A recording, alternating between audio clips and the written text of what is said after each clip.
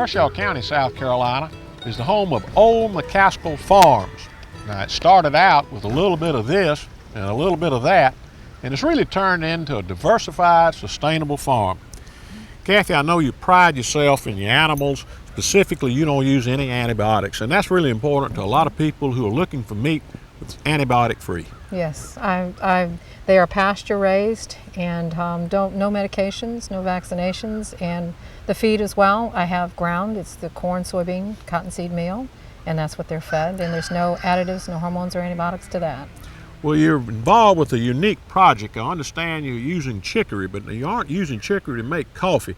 Tell us why chicory is on the old McCaskill farm.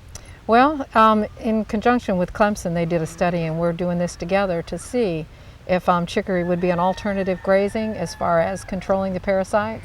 There's the tannins in the chicories that also helps, but they gained on average more weight, and if I can keep them grazing high enough, won't even have to worm them. And if we can do the rotational grazing between that and the chicory, I won't even have to do that. And it's good that you have one of your local veterinarians. They kind of check the fecal material to make sure that the parasite number's down, and if this chicory works out, could be a whole new way of controlling parasites for sheep in South Carolina. That is the idea. That's the idea. We check our animals, the FAMACHA, where you check the eyelids and the degree of the redness, and according to that, we only selectively worm the ones that need it. And like you say, if the chicory works, then we won't even have to do that. I know everyone's interested in the dogs you have because these dogs bring the sheep into the barn right before they get sheared, and it appears they really know what they're doing. What kind of dogs are they? They're border collies, and they kind of have their own instinct, and they know exactly what to do, and they just know that they need to bring the animals to you, and they balance and work them up. It's just an instinct in them.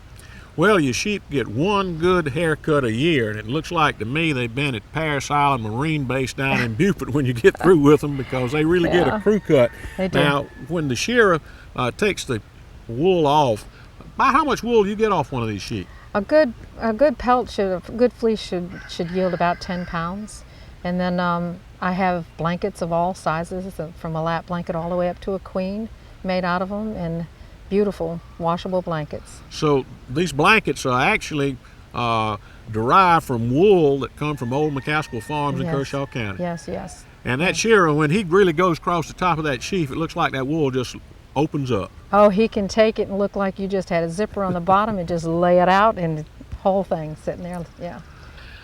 You've got some goats, and I know a lot of people get more and more interested each year in goat meat. Tell us about these two breeds that you have, and why are they best for goats in South Carolina in terms of meat production?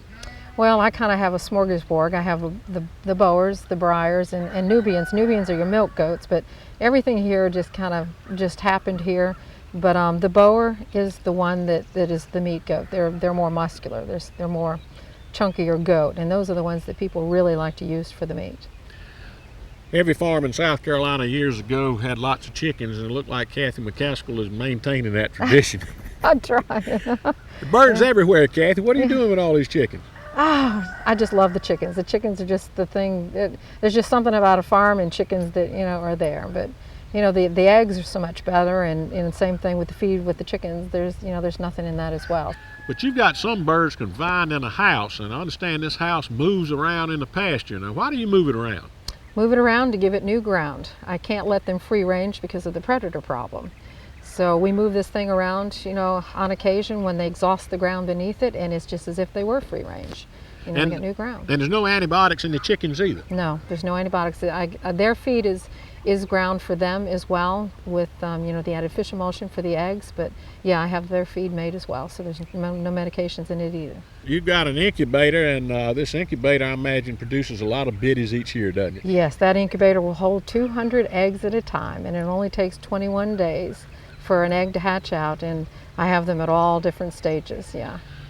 Well, when we talk about agritourism in South Carolina, I'm proud to say that McCaskill Farms is participating in it, because I understand you have a bed and breakfast, and when people participate with your bed and breakfast, they actually participate on a lot of these farm activities, don't they? That's right. We're trying to get it up and running, and yes, they can actually work on the farm if they'd like to, or not, just watch the animals and enjoy them. But then the breakfast will be, the pork sausage and the eggs from Old McCaskill Farm the next morning. Well, I know you travel around South Carolina. I understand you participate in the farmers market in Camden and also one over at Sand Hill. I imagine it's exciting seeing all the people around South Carolina, because not many people realize that agriculture in South Carolina is really becoming somewhat confined, because we're specializing in locally produced products now. Yes, a lot of people. The markets that I go to, the people are so appreciative to know that their food, mine, for the Kershaw County one, is just 5 miles away. They can ride by and see, what the animals and how they're cared for. And the local move has been really, really important to the people. Kathy, I smell something cooking on that grill. What's your husband got on it? He's got some lamb chops going, and the lamb chop, and then he's got some goat burger and some goat stew, and then he's got the garlic brats and some pork chops, all raised here. Well, before we visit him, I know we've got some individuals that'd like to contact you about Old McCaskill Farm. You're busy all during the day out in the field, but how can they reach you? Well, I have an email that's oldmccaskills with an S farm@gmail.com, and also they can give a call, leave a message, because I'm not in the house a lot, 803-432-9537. Well, thank you for letting Team Making It Grow visit with you, and we certainly congratulate you for really improving the sustainable practices we have in agriculture in South Carolina. Well, thank you very much. I enjoy it. Let's go get a bite to eat. Okay, let's do it.